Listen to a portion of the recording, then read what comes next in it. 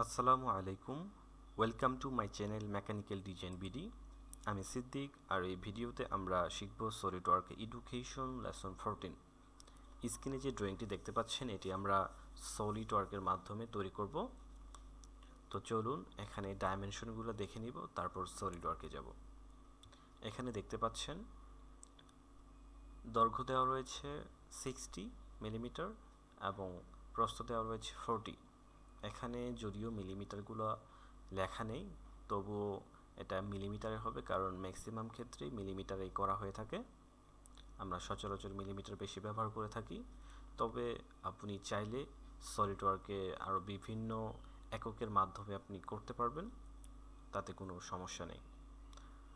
এখানে উচ্চতা হবে 40 এবং আর দুইটা কাজ করতে হবে, তা হলো এখানে চেম্ফার করতে হবে। চেম্ফার দেখতে পাচ্ছেন 20-20, একটা কর্নারে দেখা যাচ্ছে যে 20-20, এক পাশে 20 আরেক পাশে 20, এবং আরেকটা কর্নারে দেখতে পাচ্ছেন একদম ভার্টেক্স থেকে শুরু হবে। তো আমরা সলিডওয়ার্কে দেখব। সলিডওয়ার্কে দেখতে পাচ্ছেন আমরা এই বস্তুটি তৈরি করেছি। তো আপনাদের স্টেপ বাই স্টেপ বুঝিয়ে দিব। আমরা নতুন একটা এনভায়রনমেন্টে যাব, পার্ট ডিজাইন। প্রথমে আমাদেরকে একটা প্লেন নিতে হবে, আমরা টপ প্লেন নিব। দেন আমাদের সেন্টার রেক্ট্যাঙ্গল নিতে হবে, আমরা ড্র করব।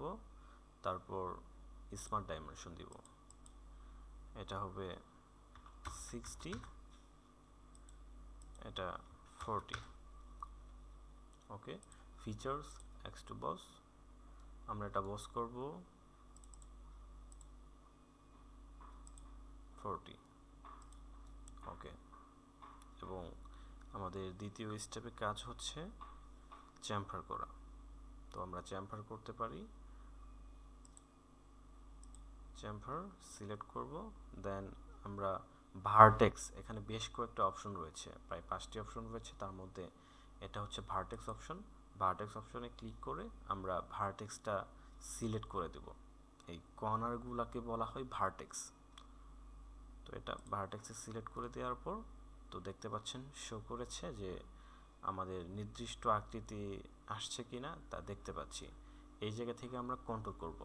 ফিচার্স ম্যানেজার ডিজাইন ট্রি থেকে আমরা কন্ট্রোল করতে পারি মেজারমেন্টগুলো।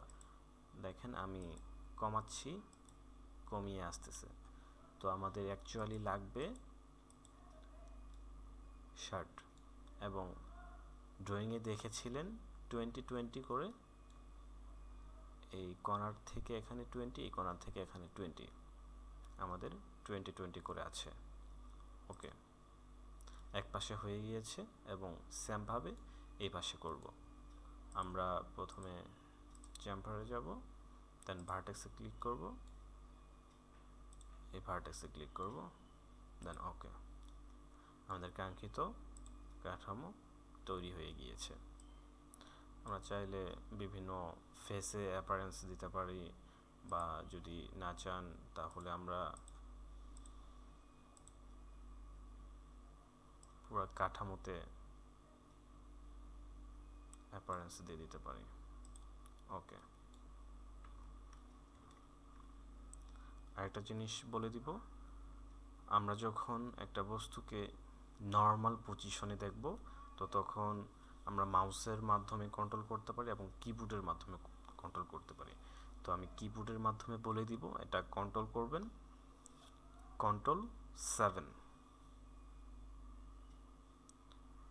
ওকে, আপনার যদি বুঝতে কোনো সমস্যা হয় এবং কোনো প্রকার প্রশ্ন থাকে তাহলে কমেন্টে জানাতে পারেন। ভিডিওটা যদি আপনার ডিজাইন শেখার জন্য প্রয়োজন বলে মনে হয় তাহলে সাবস্ক্রাইব করে পাশে থাকুন এবং পরবর্তী ভিডিও পেতে বেল আইকনটি ক্লিক করে রাখুন। ধন্যবাদ।